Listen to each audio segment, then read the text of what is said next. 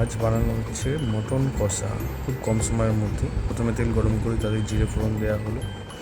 এরপর একদিকে পেঁয়াজ রসুন কেটে রাখা হয়েছিল, সেটা তেলের মধ্যে দেওয়া হলো এবং ম্যারিনেট করে মাংসটাকে রেখে দিয়েছিলাম। ম্যারিনেটের মধ্যে যে আইটেমগুলো আছে আমি স্ক্রিনের মধ্যে লিখে দিচ্ছি, সেটা একটু দেখে নেবেন।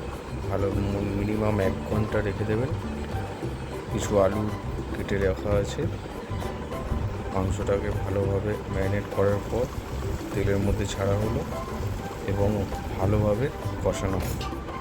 একটু আদাটা কম ছিল বলে আর একটু আদা অ্যাড করা হয়েছে। একটু কাঁচা লঙ্কা টমেটো কুচি দেওয়া হলো, দিয়ে ভালো করে কষানো হলো।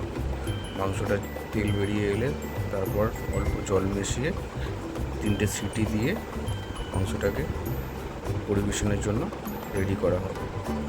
দেখুন কত সুন্দর কালার এসছে, মাংসটা অনেকটা হয়েও এসছে। 3টে সিটি দিয়ে দেওয়া হলো, কমপ্লিট। এবার রান্নাটা পরিবেশনের জন্য রেডি। কত সুন্দর এসছে।